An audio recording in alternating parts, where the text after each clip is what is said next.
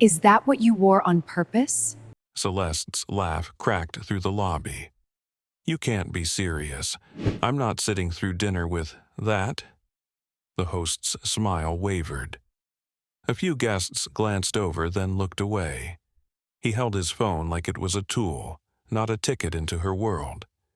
If you'd rather cancel, the single dad said, calm and level. I won't argue. By the way, where are you watching from? Tell me in the comments below. What none of them could see was the hotel already sliding toward failure. Tiny hesitations in doors and elevators, a hidden stutter under the music. Her mockery was loud, but the real threat was quiet, building pressure behind polished glass, and the man in scuffed boots stood exactly where power never looks, already measuring what could go wrong. The host cleared his throat. Miss Marin, your table? Not with him. She looked him over, boots to collar. Put me somewhere else, somewhere people won't think I've lowered my standards. He didn't raise his voice. He didn't flinch. Just a steady stillness, like a bolt tightened into place. Rowan Calder had promised his son he'd try to do something normal. Theo had asked it softly, as if normal was a favor adults could grant when they weren't tired. Rowan had nodded, then finished his shift anyway, because the rent didn't care about romance. Adrian Lowe, the head host, kept his posture perfect. We do have the reservation ready, he said, eyes darting between them. Rowan offered a polite half-smile. It's all right, he said. She doesn't owe me a meal. Celeste's mouth curved. Finally, someone who knows his place. The words hit harder because they landed in public. A man in a tailored suit smirked. The humiliation wasn't one punch. It was a room deciding he was small. Rowan felt the familiar weight in his chest, less pride, more math. If he made a scene, he risked his job. If he lost the job, Theo lost the after-school program and the routine that kept his nights quiet. Dignity mattered, but his kid mattered more. As Adrian guided them toward the dining room, Rowan's attention split the way it always did.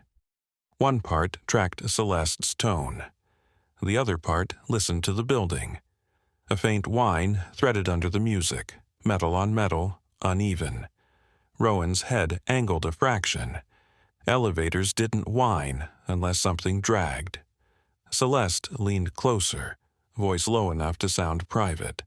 Look, you seem harmless, but I don't do pity dinners, so don't make this weird. He met her gaze. For a heartbeat, and the fatigue in his face shifted, and something colder surfaced. Not anger, not hurt, assessment. The look of a man trained to see systems instead of appearances. It won't be weird, he said. You're safe. She scoffed. Safe? From what? Your boots contaminating my evening? Rowan didn't answer. The automatic doors at the entrance hesitated as someone walked through, half a second too slow, then jolted open. An air vent above them clicked twice, then fell silent. Tiny errors, stacking. They reached a two-top near the center of the room. Celeste scanned the tables like she was checking who was watching. Not here, she said. Do you have something less exposed? Adrian nodded quickly and led them toward a side alcove, dimmer and tucked away. Rowan followed, invisible in a place designed to make labor disappear. His phone buzzed. He looked. A text from Theo's sitter. He's asking if you'll be home to read. He's trying not to cry. Rowan swallowed. He typed, "Tell him I'm trying. Tell him I love him." He slipped the phone away and drew a slow breath, steadying himself like he'd learned long before fatherhood, back when a wrong decision could cost more than comfort. In the alcove, Adrian pulled out Celeste's chair. She sat without thanks, eyes still on the room, guarding her image. Rowan paused before sitting. His gaze drifted to exit routes. The service corridor door tucked behind a column, the fire panel down the hall, the ceiling vents that fed the room. Celeste tapped the table once. "Well, are you going to sit or are you going to stare like a lost maintenance guy?" His hand rested on the chair back. His voice stayed calm, unshakable. "I am the maintenance guy," he said, "and I'm not lost." A decade ago, he'd approved safety redundancies in glass boardrooms, the last voice on risky designs. He walked away when Theo's mother left and the hours turned cruel. Now he fixed what others ignored, for rent and bedtime stories. Somewhere deep in the hotel, metal groaned, low, distant, wrong. The lights above the bar flickered once. Rowan felt his pulse stay steady anyway, because if tonight was going to break, he already knew where to put his hands. The light steadied, and the room exhaled like nothing had happened. Music swelled again, a little too loud, as if volume could erase uncertainty. Rowan eased into the chair opposite her, careful, deliberate, his movements small enough not to invite attention. Celeste noticed anyway. She always did. "You can relax," she said, already scanning the menu. "Nothing's collapsing. These places are built to handle a little flicker." "Built, yes," he replied. "Maintained, depends." She snorted softly. "You really are maintenance." He nodded once. No shame in it, not anymore. The host returned with water, glassware chiming. Rowan thanked him. Celeste didn't look up. Around them, the hotel performed wealth effortlessly. Linen, silver, murmured laughter. The kind of environment that erased the hands that kept it running. Rowan felt the hum under the floor again, irregular now, like a pulse skipping beats. Celeste folded her menu closed. "Before this gets more awkward than it already is, let's be clear. I agreed to meet because your profile said engineer. I assumed, not this." Her fingers made a vague circle in the air, taking in his clothes, his posture, his job. "So we'll eat, we'll be polite, and then we'll both move on." "That works," he said. It seemed to bother her more than resistance would have. "You don't even want to defend yourself?" "No," he said simply. Silence stretched. Nearby, a couple laughed too loudly at nothing. Rowan's gaze drifted again, instinctive. The exit sign at the far end blinked once, then stabilized. He felt the building's systems like tension in a shoulder, subtle, accumulating. Celeste followed his eyes. "What are you staring at now?" "Patterns," he said. She rolled her eyes. "Of course you are." The server arrived. Orders were taken. Celeste spoke crisply, decisively, used to being heard. When it was his turn, Rowan asked for something simple. Cheap, relatively. He wasn't here to impress. As the server left, Celeste leaned back. "So, maintenance. How does that even happen? You wake up one day and decide mediocrity is enough?" Rowan felt the word land, sharp but dull at the same time. He pictured Theo at the kitchen table, coloring inside lines with fierce concentration, believing effort mattered even if no one clapped. "Mediocrity isn't quiet work," Rowan said. "It's careless work." She laughed. "That's adorable." A vibration rippled through the floor. Not enough for anyone else to notice. Enough for him. Rowan's jaw tightened a fraction. He slid his chair back half an inch, testing. The hum deepened. Somewhere beyond the walls a relay struggled. "Do you hear that?" he asked. "Hear what?" She sipped her water.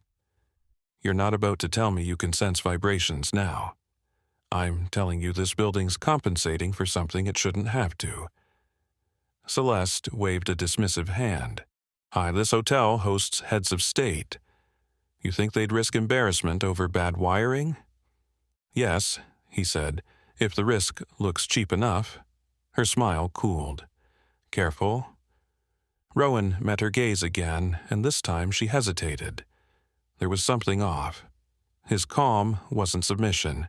It was control. The server returned with bread. As the basket touched the table, the lights dimmed again, longer this time. A few voices rose in confusion. Glassware rattled. Rowan stood.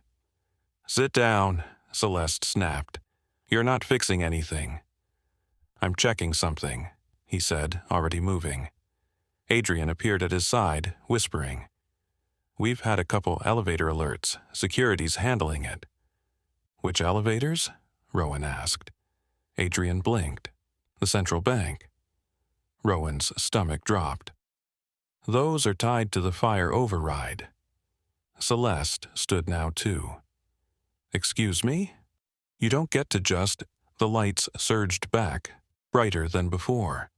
Applause broke out, nervous laughter following. Someone joked about ambiance. Rowan didn't relax. Overcorrection was worse. He looked at Adrian. "If there's another fluctuation, you clear the floor nearest the service corridor." Adrian frowned. "I can't just—" "You can," Rowan said quietly, "if you want people safe." Adrian hesitated, then nodded, unsettled. Celeste's face flushed. "This is unbelievable. I'm not going to be lectured by a man who fixes toilets." Rowan turned back to her. His voice stayed even. "I don't fix toilets. I keep systems from failing when no one important is watching." For a moment, she didn't have a retort. Then pride snapped back into place. "Sit, or I'm leaving." He sat. Not because she ordered him to, but because leaving now wouldn't protect anyone. The server placed the plates down, hands trembling slightly. Rowan noticed. Everyone else pretended not to. "If you're still with me, go ahead and subscribe, because what's about to happen in this building won't stay hidden for long." Rowan picked up his fork. The hum deepened again, unmistakable now. This time, the lights didn't flicker back. They went out. Darkness swallowed the room in a collective breath. For half a second, nobody moved, like the world had been paused mid-thought. Then voices rose, sharp, overlapping, uncertain, and chairs scraped as people stood too fast. Emergency lights snapped on along the walls, thin red strips casting everyone in the same anxious glow. Music cut off. The hum beneath the floor deepened into something almost alive. "Stay seated," someone shouted. Another voice cursed. Glass clinked as a server dropped a tray somewhere near the bar. He was already on his feet. Not rushing. Measuring. The blackout wasn't total, that mattered. Backup power was holding, which meant the failure was selective. Intentional or negligent, he couldn't tell yet. Celeste grabbed his sleeve. "Don't you dare wander off," she said. "This isn't your problem." He gently freed his arm. "It is if people panic. That's security's job. Only if systems cooperate." A child cried near the entrance. Someone laughed nervously, too loud, as if humor might scare the dark away. The red lights flickered once, steadied, then dimmed a fraction. He felt it in his teeth. Load imbalance. Adrian hurried past, headset crooked. "We've got 3 elevators stuck," he said into his mic. "No, not the west. Central and south. Yes, guests inside." He turned sharply when he saw him. "You should go back to your table." "Where's your fire panel?" he asked. Adrian hesitated. "Why?" "Because if the override trips while those cars are stalled, they'll lock between floors." Adrian's face drained. "That can't—" "It can," he said, "and it will if the compensator keeps hunting." Celeste stepped forward, incredulous. "This is absurd. You're scaring people with guesses." He didn't look at her. "I'm preventing guesses from becoming casualties." Another tremor rolled through the building, subtle but enough. A woman screamed somewhere above them. Adrian swore. Control rooms flooded with alerts. They're waiting on the vendor. Then you're waiting too long. Adrian looked between them, then nodded once. Service corridor. Now. They moved fast, cutting through a door marked staff only. The contrast was immediate. No linen, no laughter. Just concrete, exposed piping, and the smell of dust and coolant. The red lights were brighter here, harsher. Celeste followed, heels clicking angrily. You're both out of your minds. If this turns into a PR nightmare— He stopped short. People trapped in elevators is already one. The corridor vibrated faintly. He knelt, pressed his palm to the wall. The oscillation was uneven, surging every few seconds. A bad loop. Adrian watched, unsettled. How do you know all this? Because I've seen shortcuts dressed up as upgrades. They reached the fire panel. A steel cabinet half hidden behind stacked chairs. He opened it without hesitation. The diagram inside confirmed his fear. Recent modifications. Cheap redundancies removed. Celeste scoffed, masking nerves. So what? You read a diagram. Congratulations. He traced a finger along the lines.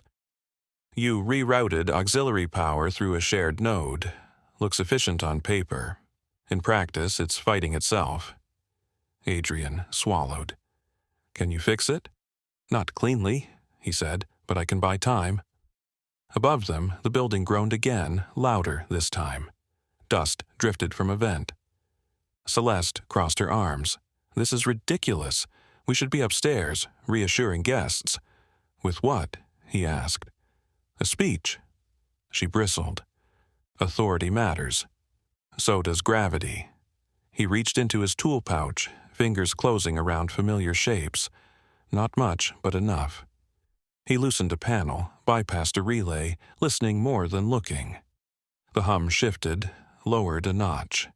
Somewhere, an elevator jolted. Adrian's radio crackled. Car 2 just moved. Slowly, he exhaled. Good. Keep them talking, calm voices. Celeste stared now, no laughter left. Who are you? He didn't answer, not because he was hiding, because it didn't matter yet. A sharp alarm blared, cut off abruptly. The red lights brightened. For a moment, the building seemed to settle, like a held breath released, but the imbalance remained. Temporary relief only. He straightened. This isn't over, he said. You need to clear the central floors. Celeste shook her head. That's not your call. He met her eyes. Then make it. Around them, staff were watching. No longer dismissive, waiting. Celeste felt it, the shift. Authority slipping, replaced by something earned. She hated it. But she nodded once, tight. Do it, she told Adrian. Now. As Adrian relayed the order, the lights flickered again. Shorter this time.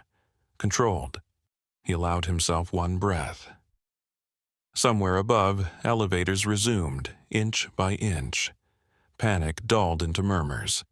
Celeste watched him like she was seeing a crack in a mirror. This changes nothing, she said. He glanced at the ceiling, listening to the building answer him. It already has. The emergency light steadied, bathing the service corridor in a harsh red calm that felt borrowed.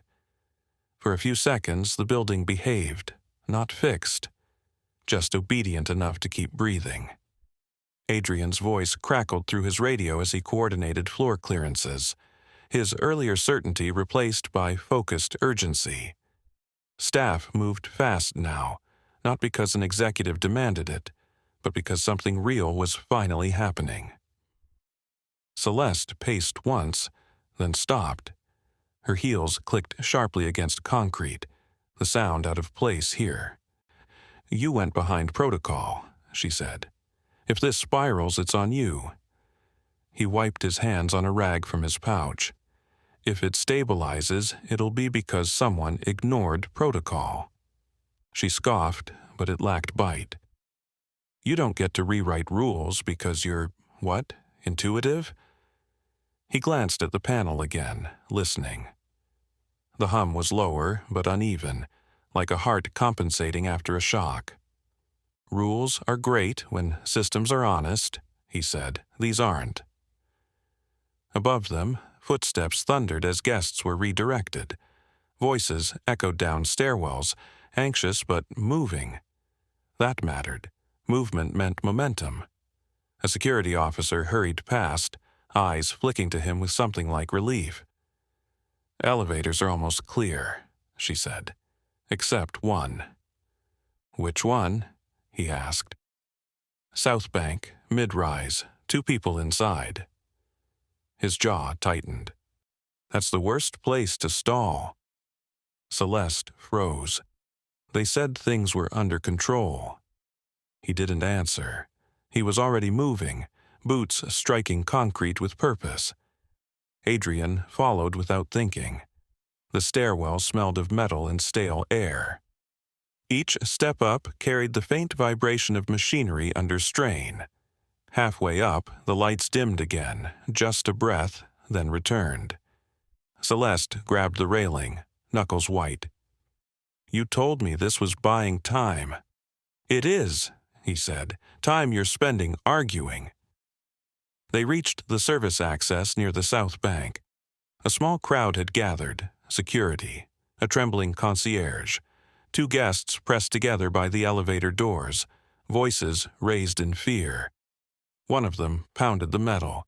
Hey, we're stuck in here. He crouched, pressed his ear to the seam. The sound inside was wrong. Too quiet. You have light? He called. Yes, a woman answered, but it's flickering. Phones? He asked, barely. He nodded, more to himself. All right, stay still, don't force anything. Celeste stepped forward. This is unacceptable. Get maintenance. I am maintenance, he said, sharper now. And if you pull that door without isolating the load, you'll drop the car. Silence hit hard. Adrian looked at Celeste. He's right, he said quietly. She stared at the doors like they'd betrayed her. Then fix it. He opened a nearby access panel, fingers moving fast, sure. This setup was newer than the rest of the building, sleek, cost-effective, brittle. He'd warned people about designs like this years ago.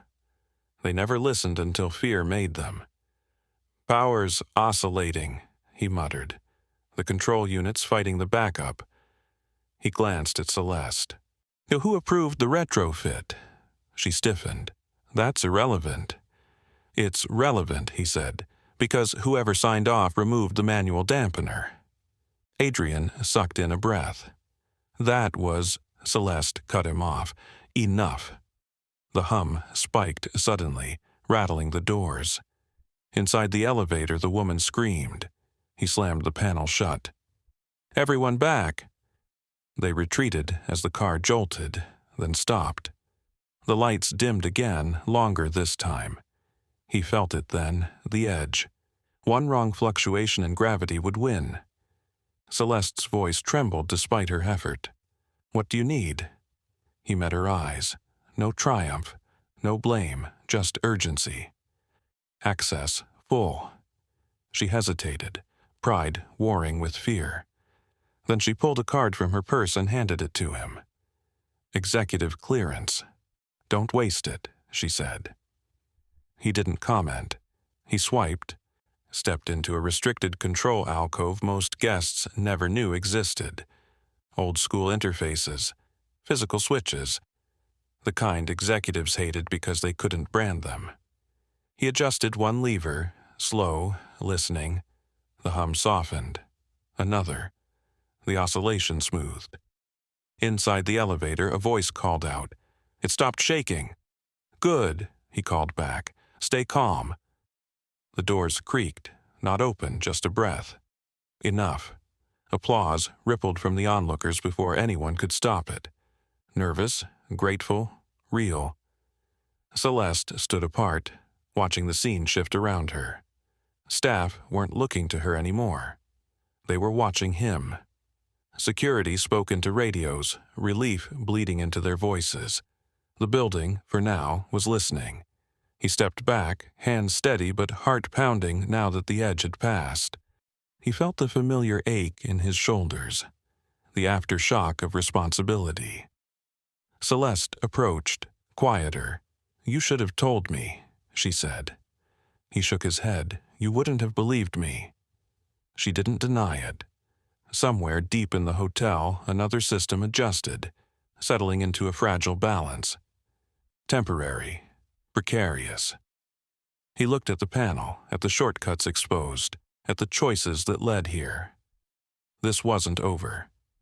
Not even close. And now everyone knew it. The applause faded as quickly as it came, swallowed by the echoing corridor and the weight of what almost happened. Relief didn't feel like victory. It felt like borrowed air. He closed the control alcove and stepped back, already listening again. The building hadn't forgiven them. It had only paused. Security escorted the two trapped guests away, wrapping them in reassurances that sounded thin even to themselves. Staff murmured, eyes darting between the red-lit panels and the man in work boots who'd taken charge without permission. Celeste straightened her jacket, reclaiming posture like armor. "All right," she said, voice clipped. "That situation is contained. We need to get back upstairs and manage the optics." He didn't move. His attention was on the vibration underfoot, subtler now but spreading. "You cleared one artery," he said. "The heart's still under strain." She exhaled sharply. "You're exaggerating." Adrian hesitated beside them, torn. "He might not be," he said. "Controls still lighting up." Celeste shot him a look. "I didn't ask for commentary." But the radios crackled again before she could finish asserting control. "South Bank stable," a voice said. "But we've got pressure alerts in the main mechanical stack, multiple zones." His jaw set. That was the cascade. "Where's your mechanical core?" he asked. Adrian answered immediately. "Basement level, restricted." Celeste scoffed. "Absolutely not. That area's sensitive." "So are the floors above it," he said. "If the load shifts down there, you'll lose half the building." Her gaze hardened. "You don't get to dictate." The floor shuddered, just enough. Somewhere above them, glass chimed. Silence fell. Celeste looked around. For the first time, there was calculation behind her eyes instead of certainty. "If this goes wrong," she said slowly, "my name is on it." "It already is," he replied. "The difference is whether it's next to injuries." That landed. She turned sharply. "Adrian, clear the ballroom, quietly, no panic." Adrian nodded, already moving. She faced him again. "This is temporary," she said. "You don't become some kind of hero." He didn't smile. "I don't need to." They moved fast, descending into the basement where the air thickened with heat and the smell of oil. The mechanical core was a cathedral of pipes, turbines, and humming panels. Power stripped of polish. This was the real heart of the building, ignored because it wasn't beautiful. He breathed easier down here. Machines made sense. He crouched by a junction, pressed his palm to steel. The vibration pulsed irregularly, fighting itself. Someone had pushed efficiency past safety, betting nothing would ever go wrong. Celeste stood stiffly at the edge, heels useless here. "What did you see?" she asked. "A cost cut," he said, "dressed up as innovation." Her jaw tightened. "How you don't know that?" He opened a panel and pointed. "Shared node, no dampener. You saved money and shaved seconds. Congratulations. Now it's hunting." Adrian hovered behind, pale. "Can it fail completely?" "Yes," he said. And if it does, the backup won't save you. It'll amplify the damage. Celeste crossed her arms, but the posture was defensive now. What's the fix? There isn't a clean one without shutting down the building, he said, but I can stabilize it long enough to evacuate safely. And after that? He looked at her. After that, the truth comes out. She stiffened. We can't have that. The building doesn't care what you can have. Another tremor rippled through the pipes. Louder, insistent. He rolled his shoulders once, centering himself. This was the moment. The one he'd avoided for years by staying quiet, small, as invisible. If he took control now, there was no stepping back into anonymity. He thought of Theo again, of bedtime stories cut short by exhaustion, of promises made softly. He reached into his pouch and pulled out an old credential card, edges worn smooth. He hadn't used it in years, but the access code still lived in his hands. Adrian's eyes widened. Is that later? He said. Help me isolate the node. Celeste watched as he worked, fingers moving with precise confidence. Not hurried, certain. Switches thrown in sequence, pressure rerouted, systems coaxed instead of forced. The hum shifted, deeper, steadier. The vibration eased. Upstairs, alarms softened into alerts. Radios reported stabilizing zones. For a moment, the building rested. Celeste let out a breath she hadn't realized she'd been holding. You could have told me who you were, she said quietly. He didn't look up. You wouldn't have listened. She opened her mouth to argue, then closed it. If you're still watching, subscribe now, because this is the moment where quiet workers stop being invisible, and the real cost of arrogance starts to surface. He straightened, wiping grease from his hands. This buys you time, he said, not forgiveness. She met his gaze, something raw breaking through her composure. What do you want? He thought of Theo, of safety, of dignity. I want everyone out alive, he said, and I want this building honest. Above them, footsteps echoed as evacuations continued. The hotel's image was cracking, hairline fractures spreading. The crisis wasn't over, but control, real control, had shifted, and everyone in that basement felt it.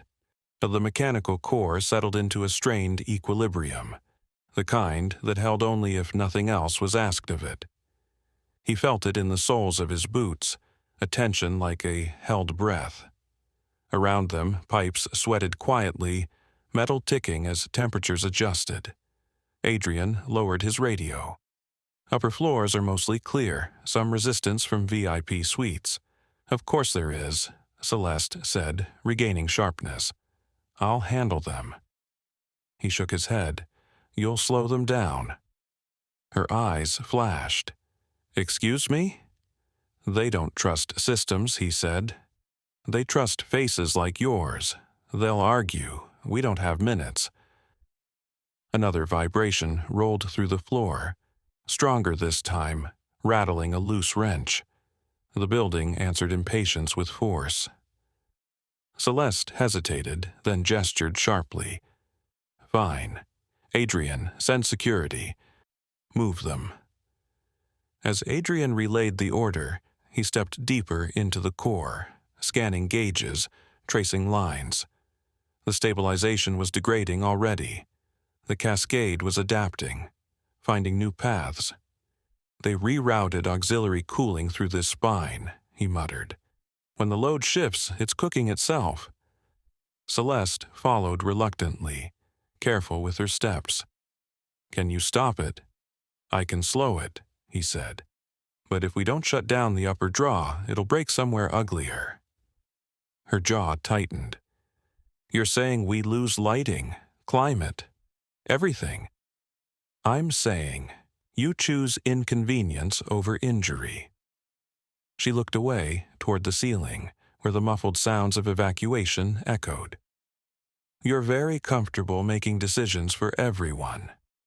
I'm comfortable making them under pressure, he replied. There's a difference. The hum spiked again, sharp enough to make Adrian wince. Alarms blinked amber across a panel. He moved fast now, no hesitation. He shut one valve, opened another, rerouting flow manually. The building groaned in protest, then eased. Adrian stared.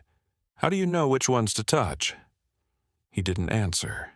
His focus tunneled, instincts layered over memory. This wasn't theory. It was muscle deep. Celeste watched him like a variable she couldn't model. You've done this before. Yes. Here? No. The distinction seemed to unsettle her more. A radio crackled. We've got smoke alarms triggering on level 12. He froze. False or real? Unknown. He cursed under his breath. Heat sensors are tripping because the cooling loop's unstable. If sprinklers activate, you flood electrical. Celeste's composure cracked. Then fix it. I am, he snapped, then softened. But I need cooperation. She swallowed, pride visibly grinding down. What do you need? He met her eyes. Public announcement, full shutdown of non-essential systems now. She recoiled. That's catastrophic for your image, he finished. Yes, for people, it's survival. The building shuddered again, longer this time. Somewhere above, a distant boom echoed, metal shifting under stress. That decided it. Celeste turned away, pulling out her phone, voice tight as she issued orders she'd never imagined giving. The illusion of control was gone. Only responsibility remained. As systems powered down, the hum dropped a register, smoothing.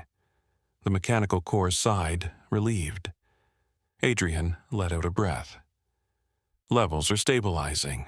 He nodded, but didn't relax. This was the dangerous part, the lull that tempted complacency. Celeste approached. Quieter now. You're dismantling everything we built. He wiped his hands, grease streaking his sleeve. You built it to look flawless, not to fail safely. She flinched, but didn't argue. A security guard hurried in. Guests are asking who's in charge. Celeste opened her mouth, then closed it. She looked at him instead. He felt the weight of it. Eyes, expectation, the shift he couldn't undo. Tell them we're focusing on getting everyone out, he said. Names don't matter yet. The guard nodded and left. For a moment, only the machines spoke, their voices steadier now. Celeste studied him. You don't want credit? I want this building empty, he said, and I want the truth documented before it gets buried. Her lips pressed into a thin line. You're asking me to expose myself. I'm asking you to expose decisions, he replied. There's a difference. One can still lead somewhere better. She looked at the control panels, at the stripped-down reality beneath luxury. You think this makes you better than me? No, he said. It makes me accountable. Another radio call came in. All floors clear except the ballroom. Media's gathering. He closed his eyes briefly. The public phase was coming. Witnesses, consequences. Celeste straightened, steel returning to her spine, but changed now, tempered. Then we go upstairs. He nodded once. Stay behind me. She bristled, then stopped herself. Just don't make this worse. He started toward the stairs, listening to the building one more time. It held, barely. As they ascended, the sounds of voices grew louder, fear mixing with curiosity. The crisis had moved from hidden corridors into public space, and there was no hiding anymore. The stairwell doors opened onto a floor buzzing with restrained chaos. Guests clustered in loose knots, phones raised, voices overlapping in questions no one could answer cleanly. Security tried to hold lines that didn't want to exist. Cameras were already out. Someone was streaming. He felt the shift immediately. The crisis had crossed a threshold. It wasn't just mechanical anymore. It was social. Celeste stepped forward on instinct, posture straight, voice ready. "Everyone, please remain calm." A sharp crack echoed overhead, metal protesting as something above settled too fast. The sound cut through her words like a blade. Conversation stopped. Eyes snapped upward. Fear sharpened. He moved without thinking, placing himself half a step ahead of her. Not blocking, anchoring. "Listen to security," he said, projecting just enough. "And keep the exits clear." A man in an expensive jacket scoffed. "And who are you supposed to be?" He met the man's gaze evenly. "Someone who doesn't want you trampled." Murmurs rippled. The authority in his tone wasn't loud, but it carried. People listened despite themselves. Celeste stared at him, something like disbelief flickering across her face. She opened her mouth, then closed it again. For once, she didn't interrupt. Adrian appeared, breathless. "Ballroom's half clear, media's pushing in." "Let them," he said. "Just keep people moving." A security guard leaned in. "Sir, with respect, we need a clear chain of command." He nodded. "Then here it is. Evacuate remaining guests through the east exits. No elevators. Keep stairwells flowing." The guard hesitated, then nodded and turned, barking orders. Celeste caught his arm as the crowd shifted. "You're undermining me?" He looked at her steady. "I'm keeping them alive." Her grip loosened. Around them, the room obeyed him. Not because of a title, because fear trusted competence. Another tremor rolled through the floor, weaker now but still present. The building was tired. It needed rest. A woman near the bar started crying, clutching her partner.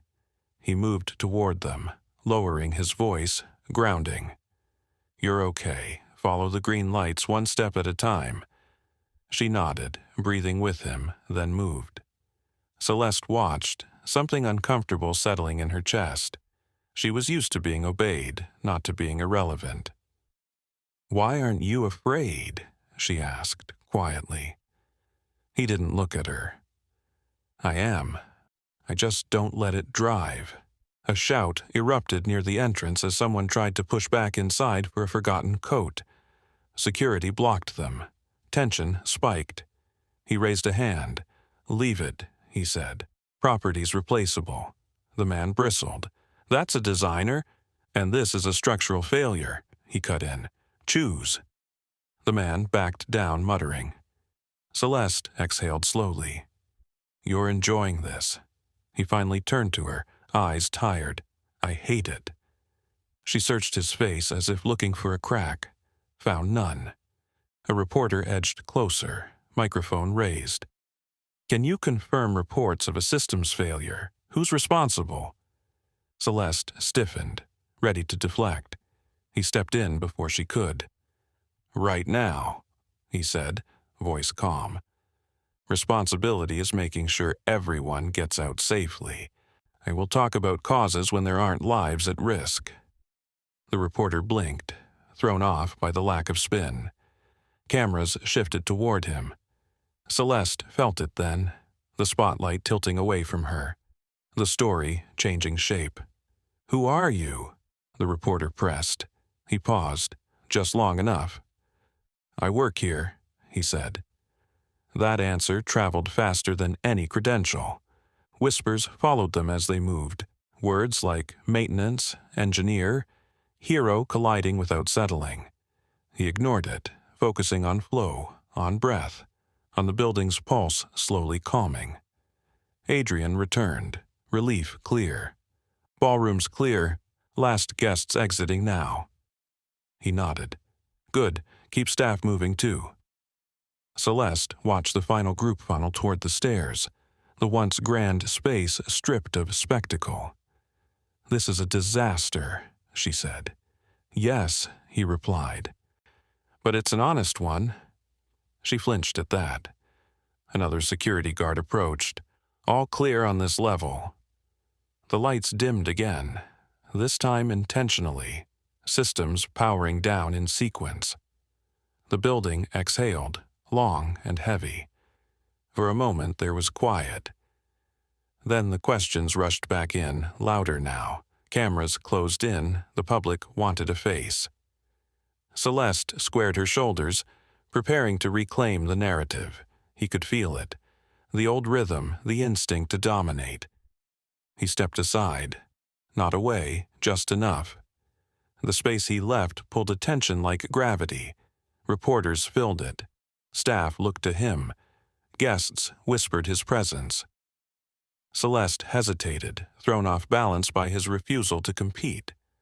The power struggle she expected never came. "You're letting them decide," she said under her breath. He nodded. "They already have." She looked around, really looked, for the first time. At the staff watching him with gratitude. At the guests who'd stopped sneering. At the cameras hungry for truth instead of gloss. The crisis hadn't crowned him. It had revealed him. And in that revelation her authority had changed shape, no longer unquestioned, no longer alone. Sirens wailed faintly outside as emergency services arrived. The night air pressed in through open doors, cool and real. He felt the building settle behind him, systems quiet, no longer screaming for attention. The next phase was coming. Accountability, exposure, consequences. And this time, it wouldn't happen in a hidden corridor.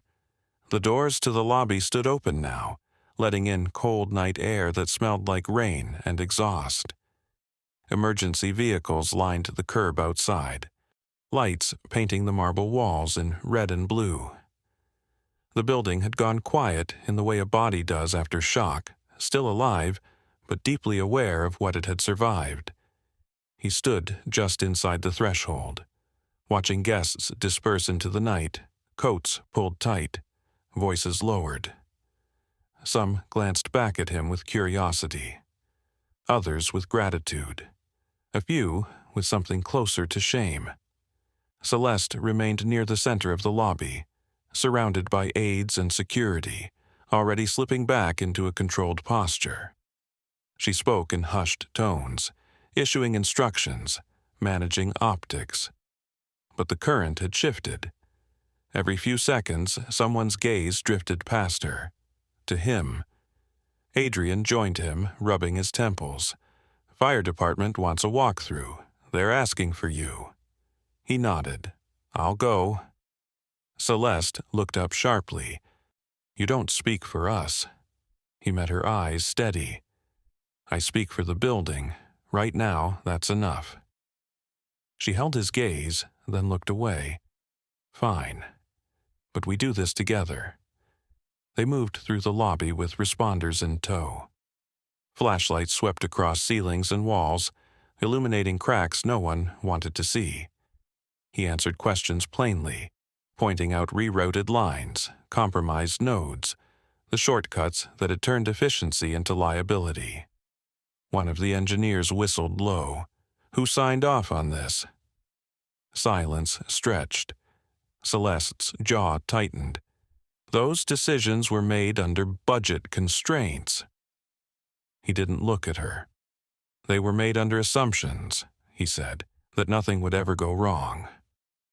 The engineer nodded grimly, scribbling notes. They reached the restaurant entrance. Tables sat half cleared, abandoned plates cooling under dimmed lights. The place where it had started, laughter, judgment, dismissal, now felt hollow. The host, Adrian's colleague, hovered nervously. "Sir," he said, eyes wide, "your table, it's still open." He glanced at it, then at Celeste. For a moment, neither spoke. "I should get home," he said quietly. "My son's waiting." Something in his voice shifted the room. The crisis had stripped everything down to essentials. Celeste hesitated, then nodded once. "Of course." As he turned to leave, the host cleared his throat. "Actually, there's something. He gestured to the table, then to the server standing nearby, hands clasped. The bill. It's been taken care of. He frowned slightly. By who? The host swallowed, then looked at him with a small, respectful smile. By you, sir. The words landed softly, and then spread. Conversation stilled, heads turned. The moment rippled outward, carried on whispers and raised brows.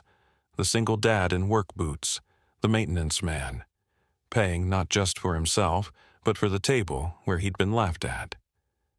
Celeste froze. Slowly, she turned to him, understanding dawning too late. He hadn't done it to flaunt power, he'd done it to close a circle.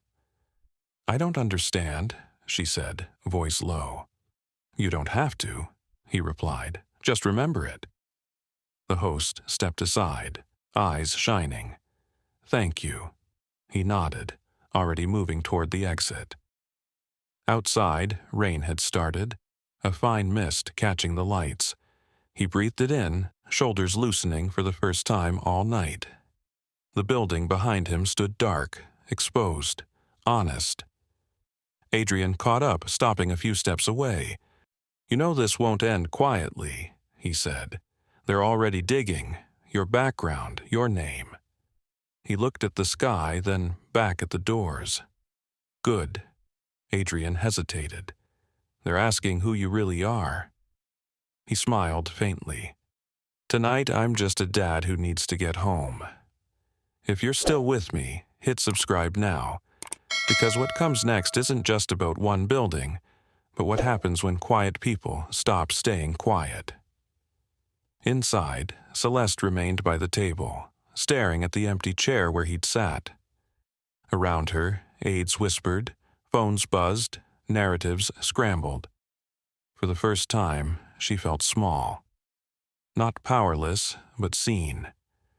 The truth was already moving faster than her control ever could.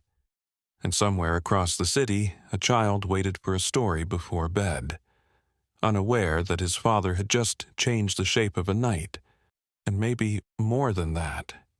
Rain slicked the pavement as he stepped away from the hotel, the glow behind him shrinking with every stride. Sirens faded into the city's constant hum. His phone buzzed again, insistent now, and he answered before the second vibration finished. I'm on my way, he said. Tell him to keep the book open. Relief spilled through the speaker, followed by a soft sniff. He closed his eyes for half a second, anchoring himself to that sound, then ended the call and kept walking. Behind the glass doors, the lobby had become a hive. Security coordinated with responders. Engineers argued in clipped tones. Phones rang without pause. And at the center of it all, Celeste stood still, watching the aftermath she could no longer choreograph. Aide voices pressed in. We should issue a statement. Media's requesting comment. Legal wants to know what you authorized. She lifted a hand. Silence snapped into place. Control hadn't vanished, it had narrowed. Get me a full incident report, she said, and pull every approval chain tied to the retrofit. An aide hesitated. That includes, I know what it includes. Her gaze drifted to the restaurant entrance, to the empty table. The humiliation replayed in her mind, sharper now because it had been witnessed. Not just by guests, but by people who mattered in ways she'd ignored. Outside, reporters clustered, voices rising as new details leaked. Someone had recognized him. A former colleague, a contractor, a name surfacing from old articles and archived panels. The quiet man from maintenance was no mystery to those who knew what to look for. Celeste felt the walls closing. Not in panic, but in clarity. The story was forming without her permission. In the service corridor, Adrian leaned against a wall, scrolling. It's everywhere, he murmured to a security chief. They've got his past. Engineering awards, the projects he walked away from. The chief shook his head. Why would someone do that? Adrian thought of the calm voice, the steady hands. Because some things matter more than titles. Up the street, he ducked into a bodega, grabbed a carton of milk and a loaf of bread, mundane purchases grounding him after the night's wait. The cashier glanced at his boots, then at his face, recognition flickering. "Hey," the man said carefully. "You were at the—" He nodded once. "Yeah." "Thanks," the cashier said. Simple, sincere. He left before more could be said. Back at the hotel, Celeste finally stepped outside. Cameras swung toward her instantly. She didn't flinch. "There was a systems failure," she said, voice measured. "No injuries. Guests are safe. An investigation is underway." A reporter shouted, "Was cost-cutting a factor?" Another, "Who authorized the changes?" She held her gaze steady. "We'll release findings when they're verified." "And the maintenance worker?" someone pressed. "The engineer?" That question landed heavier than the rest. "He's an employee," she said, "and he did his job." The crowd murmured, dissatisfied. They wanted more. They wanted names, contrasts, accountability. Inside, legal counsel whispered urgently, "We need to get ahead of this." Celeste listened, but her mind replayed his words in the basement. Honest failure, accountability. She'd heard them before, dismissed them as idealism. Now they felt like anchors. She turned back toward the building, the darkened windows reflecting her own image, perfectly composed and cracked beneath. Across town, he climbed the stairs to his apartment, muscles finally complaining now that adrenaline had ebbed. The door opened before he knocked. Small arms wrapped his waist. "You're late," Theo said, voice muffled. "I know," he replied, holding him close. "I'm here." They sat on the couch, the book still open where it had been paused. He read, voice steady, the world narrowing to the rhythm of words and breathing. For a few minutes, the hotel didn't exist. Later, as Theo slept, his phone buzzed again. Unknown number. He let it ring. Another buzz. A message this time. Celeste's name. "We need to talk. Not tonight, but soon." He stared at the screen, then set the phone face down. Soon was fine. He wasn't running anymore. Outside, rain washed the city clean, carrying the night's story into 1,000 retellings. In the morning, investigations would begin. Records would surface. Choices would be examined under unforgiving light. The preparation was done.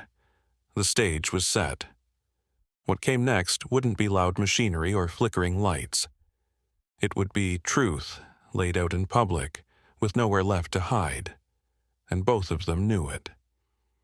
Morning light crept across the city like it was testing boundaries, cautious after the night before. At the hotel, daylight made everything look worse. Cracks that were invisible under chandeliers stood out now, thin and undeniable. The building hadn't broken, but it hadn't escaped either. Celeste arrived early, earlier than anyone else. Heels clicking across marble that felt colder than usual. The lobby smelled faintly of disinfectant and wet coats. Overnight staff looked up when she passed, then quickly looked away. Respect hadn't vanished. It had thinned. In a temporary conference room near the front, engineers, safety officials, and legal advisors crowded around tables littered with diagrams and printouts. Screens showed timelines, load graphs, and approval chains highlighted in yellow and red. She took her seat at the head without comment. A fire marshal cleared his throat. "We've reviewed the stabilization actions taken last night. Whoever initiated them prevented a much larger failure." Celeste folded her hands. That's already been acknowledged. Yes, he said, but there's more. How the retrofit eliminated several manual fail-safes that would have contained the cascade. An engineer nodded. Those removals required executive sign-off.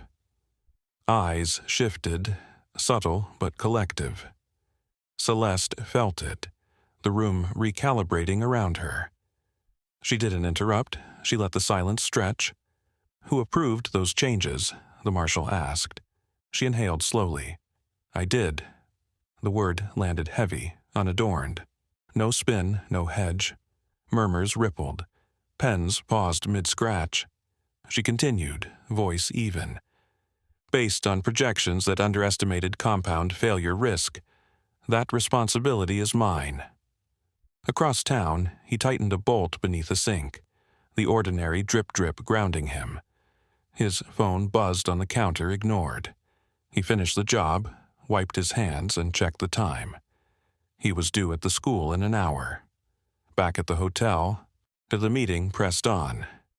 The maintenance technician, a city official said carefully, demonstrated a level of expertise inconsistent with his listed role. Celeste nodded once. Yes, and his prior experience? Another asked. She met their eyes. Will be included in the report. There it was, no erasure, no minimizing. Outside, reporters gathered again, emboldened by leaks and confirmations. Names circulated freely now, past projects, awards, the quiet exit from a high-profile career. By mid-morning, cameras captured him arriving at Theo's school, boots replaced with cleaner shoes, shoulders still heavy with fatigue. Parents whispered. A teacher smiled at him differently than before. He felt exposed in a way he hadn't last night. Less urgent, more permanent. At the hotel, Celeste stepped out before the press on her own terms. Microphones surged forward. Miss Marin, someone called, can you confirm reports that cost-cutting led to the failure? She didn't deflect. I can confirm that decisions made under my authority compromised safety margins. A ripple of shock moved through the crowd. And the maintenance worker who intervened? Another asked. Was he acting under orders? No, she said. He acted under responsibility. Cameras flashed. The narrative snapped into focus. Inside the building, staff watched the broadcast on muted screens. Some exchanged looks. Others nodded quietly. The truth, once spoken, had weight. He sat in his car outside the school, engine off, phone buzzing again. This time, he answered. I won't apologize for calling, Celeste said. Her voice was stripped of edge. But I needed you to know. I told them. He leaned his head back against the seat. Good. Silence stretched. They're recommending an independent review, she continued. Full transparency. That's how it should be. You could have avoided this, she said, taken credit quietly. Let me manage the fallout. He thought of the basement, the hum under his feet. That would have made me complicit. She exhaled. You've changed the conversation. That was always the problem, he replied. The conversation. A pause. They want to speak with you, she said, formally. I'll cooperate, he said, but I'm not coming back as a mascot. A faint, humorless sound escaped her. I didn't think you would. Theo burst out of the school doors then, backpack bouncing, grin wide. He waved, oblivious to cameras across town, to reports scrolling on screens. I have to go, he said. I understand, she replied.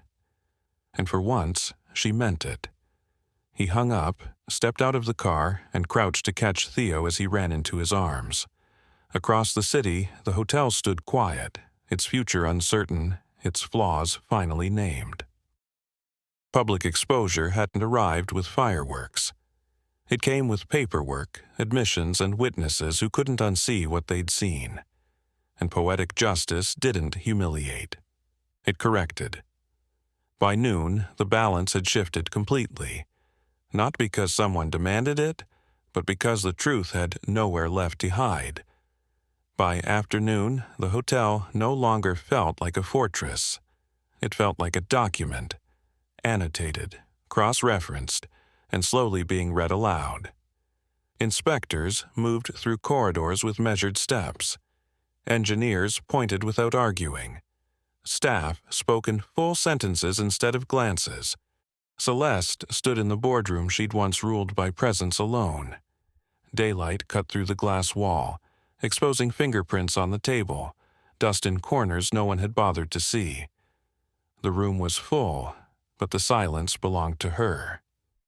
A city official cleared his throat. "We'll need statements from all decision-makers tied to the retrofit." She nodded. "You'll have them.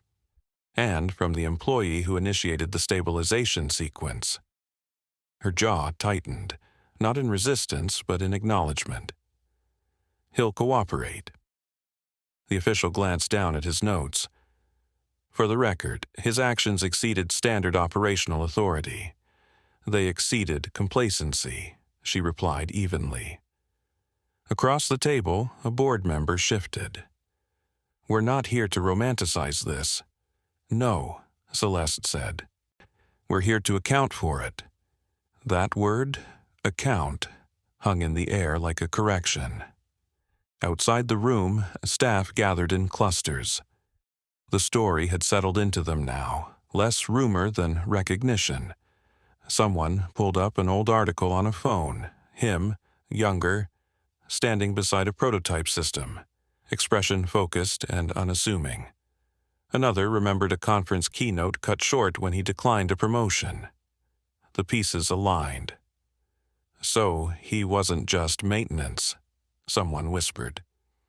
A supervisor shook her head. "He never wanted us to know." In a smaller office down the hall, he sat across from two investigators, hands folded loosely on his knees. He answered questions plainly.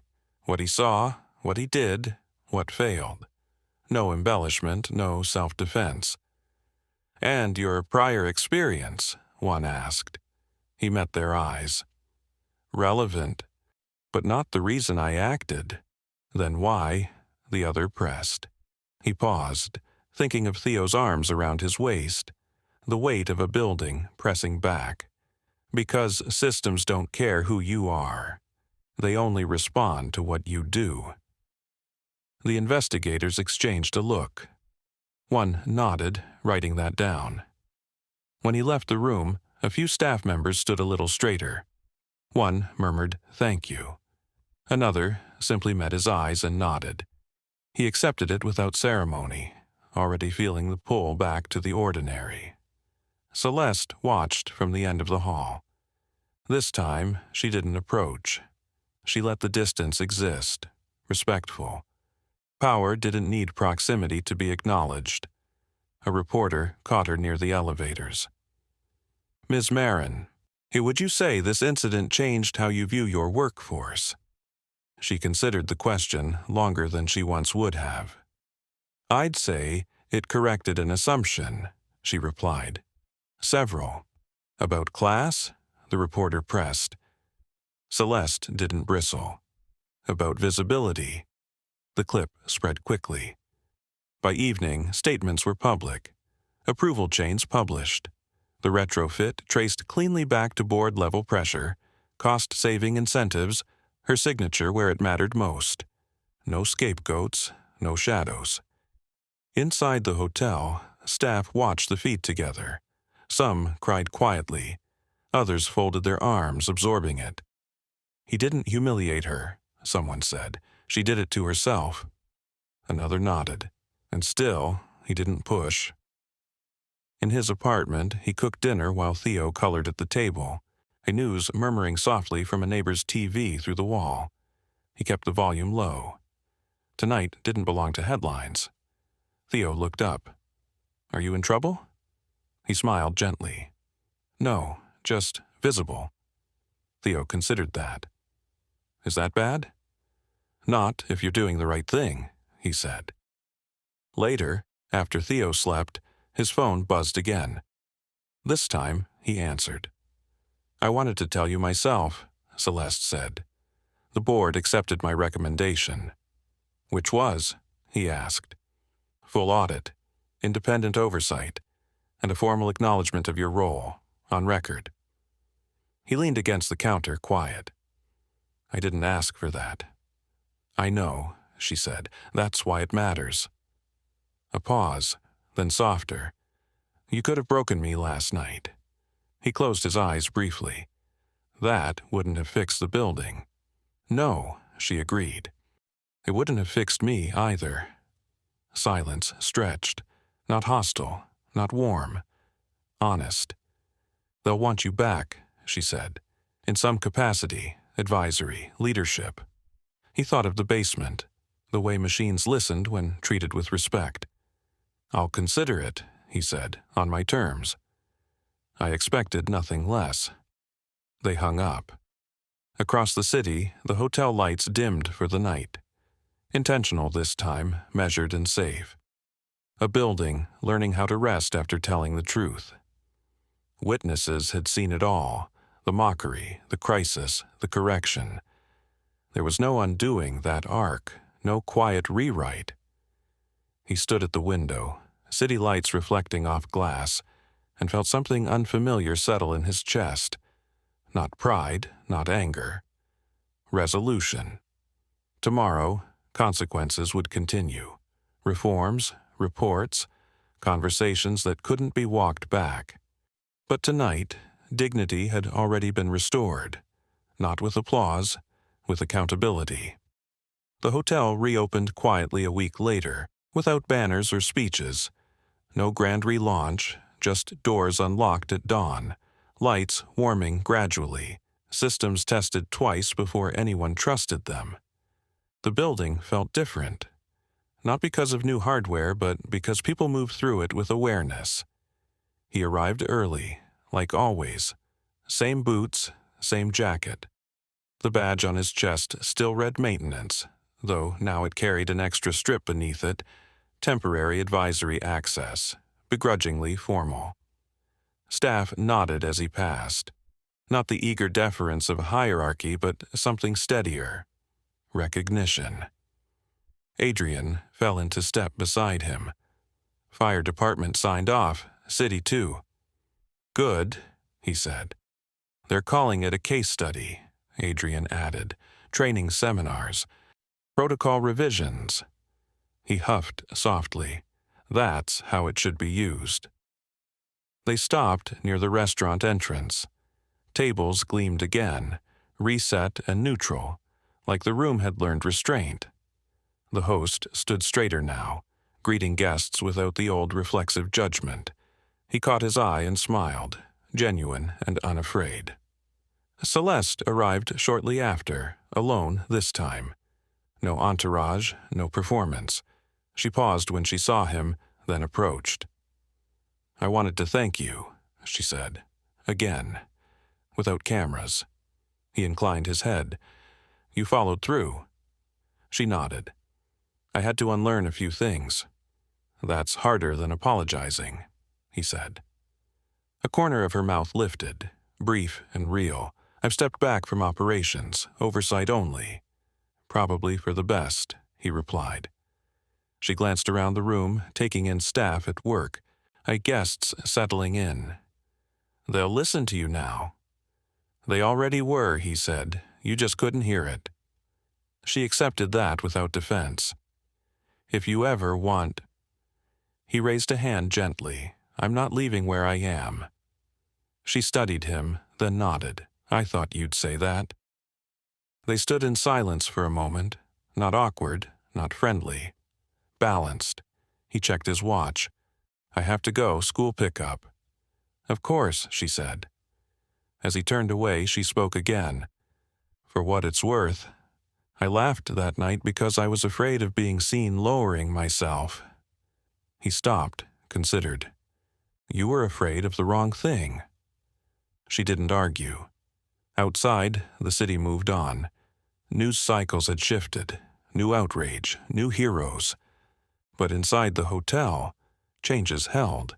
Documentation posted where only executives once looked. Maintenance schedules padded with safety margins instead of marketing language. Doors that didn't hesitate. He picked up Theo from school and listened to a long explanation about a science project involving bridges and weight limits. Theo talked with his hands, eyes bright. "They have to test it before anyone walks on it," Theo said seriously. "Or it could fall." He smiled. "Exactly." That night, after dinner and dishes, Theo fell asleep mid-sentence, book sliding from his hands. He carried him to bed, tucked him in, and sat there longer than necessary, listening to steady breathing. Later, alone in the quiet kitchen, his phone buzzed one last time. A message from an unknown number. "Thank you for showing us what dignity looks like." He didn't reply. Some things didn't need response. The story would live on anyway, in training manuals, in whispered retellings, in the way people paused before dismissing someone by their clothes, in a hotel that no longer assumed silence meant ignorance. He turned off the light and stood by the window, city glowing below. No applause, no victory lap. Just the solid, quiet knowledge that when pressure came, he'd done what mattered. And that was enough. Before we move on, subscribe and don't miss our next story. Blind date. Laughed at my clothes, then froze. When the host said, "Your table is paid for by him," trust me, you'll feel it. And tell me in the comments. What injustice should we tackle next?